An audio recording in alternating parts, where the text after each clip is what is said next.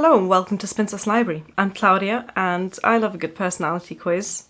Who doesn't? So today I am taking the Which Classic is Your Perfect Match quiz on the penguin.co.uk website.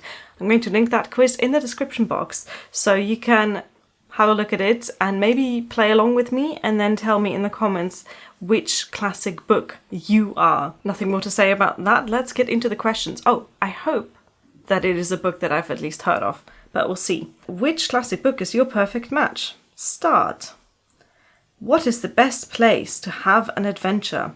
A big old house, dark city streets, a secret laboratory, or the sea? That is a very hard choice. A big old house, is a bit of a cliche, but I love a classic that's set in a big old house, and I love big old houses myself. I like to go and visit big old houses. I would like to one day live in a big old house. Dark city streets, not my thing. I get scared. A secret laboratory, I like the idea of it, but I am incredibly clumsy, so I think I would just end up accidentally causing a nuclear catastrophe. And the sea is fine, but I get rather travel sick, so I don't think I would have the best time in a boat. Let's check a big old house. The next question says, pick an activity, flirting and dancing at a party. I don't think so. I am the most introverted person I know, and I dislike flirting and dancing. Parties are okay, as long as I'm not expected to do the former two things.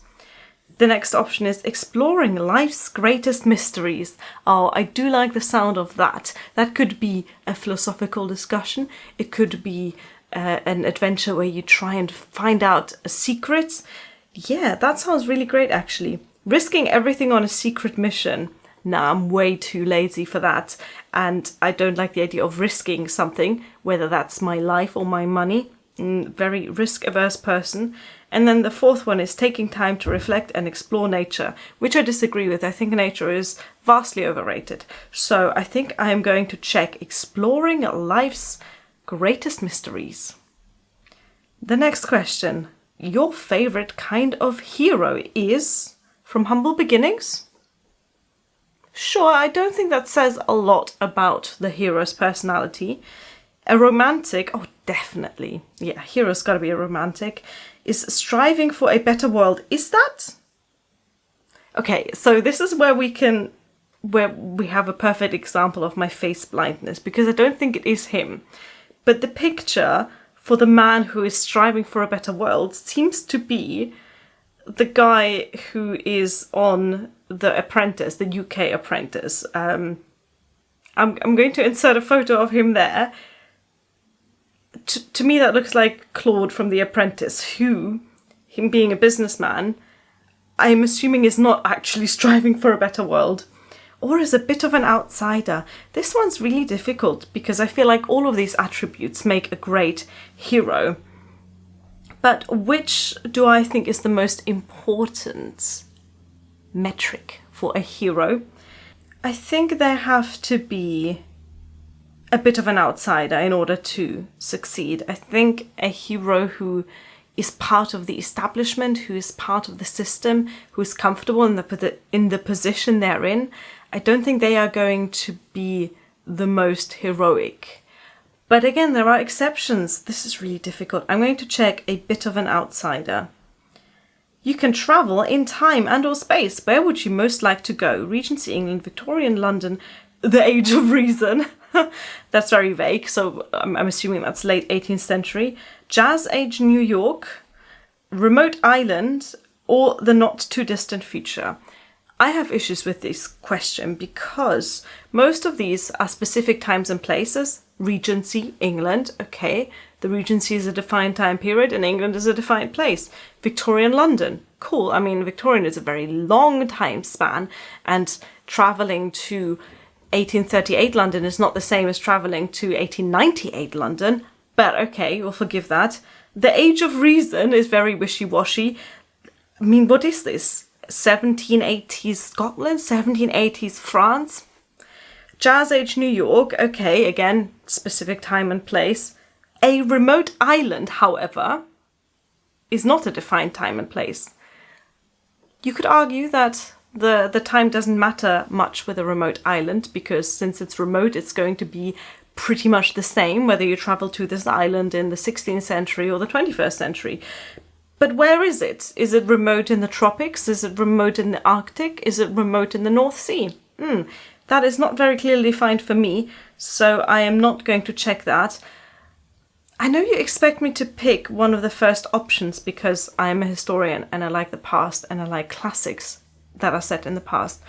But let's be honest, even though as a white woman I enjoy many privileges that other people don't, I wouldn't do well in Regency England, Victorian London, or the Age of Reason, because I quite like having a say, having the vote, being able to have my own property, and not being property. So I'm not going to pick any of these, and instead I'm going to the not too distant future. Maybe 2035, see what's happened to the world then. And since I'm a time traveller, I'm assuming that I'm allowed to come back if I don't like it. So I would travel to the not too distant future. Let's see where that takes us.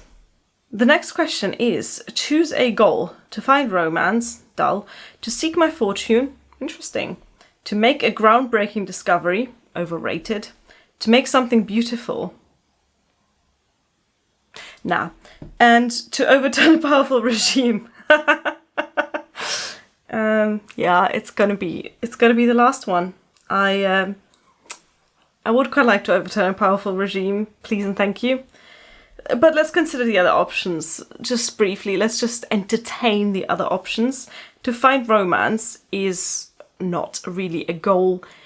Romance happens or it doesn't. I don't think you can seek romance in the way that novels portray anyway. To seek my fortune sounds great, actually, but it also sounds like really hard work. To make a groundbreaking discovery, again, that's a very fickle goal, because you can work and work and work on something for years and nothing happens.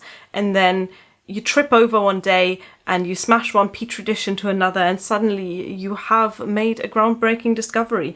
So I don't think setting that to my life goal is necessarily going to be productive. To make something beautiful, anyone who's ever seen me draw knows that is completely ludicrous for me as a goal, so I'm going to pick to overturn a powerful regime. #vote.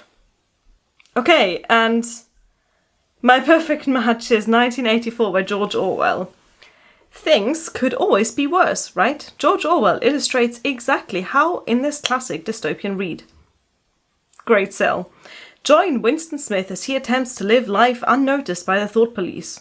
With Big Brother always watching, falling in love could turn out to be the most dangerous thing he's ever done. And then a link where you can buy the book. Well, that was fun. I'm not unhappy with this pick. I really enjoyed 1984 by George Orwell when I read it. It's a 5-star read for me. And I can see how I got to that result based on the answers I gave. I think the overthrowing the regime bit must have been guiding me in that direction.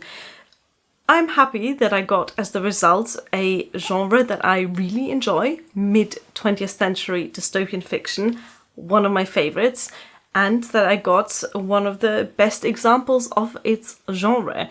I am a little bit disappointed that I am clearly not cut out to be a dashing romantic heroine a la Elizabeth Bennet, but maybe the fact that I really didn't want to go back to Regency England might have been a clue there. So this was a fun quiz. I would like to hear what you got for results and also which answers you gave. You don't have to type up every single answer that you got, but just give me an indication, especially for the time travel question. I'm very interested to see if you agree with me that going back to the past for the majority of humankind, not a great idea. Also, let me know if you liked the answer that you got and if you read the book that you got. I'm a little bit disappointed that I didn't get a book that I haven't read yet, because if I had gotten a match that was a book that I haven't read yet, then I would definitely be getting that and see if I find myself in that book. Do I find myself in Winston Smith from 1984? he's a very unlikable person, and I hope, despite my introvertedness, that I am not quite the same level of asshole as he is. That was it for today. Hope you enjoyed the video. Thank you for watching. Bye!